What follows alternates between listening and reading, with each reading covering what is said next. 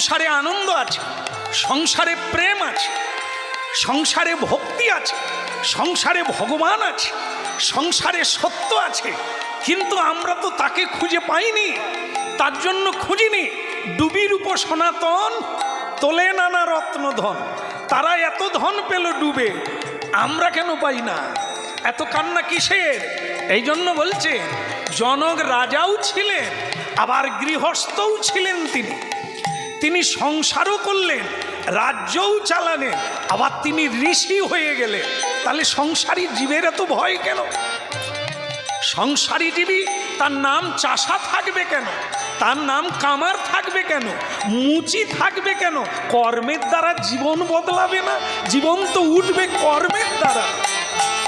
এই সংসার বড় মজার কোটে, খাই দাই আর মজা লুটি।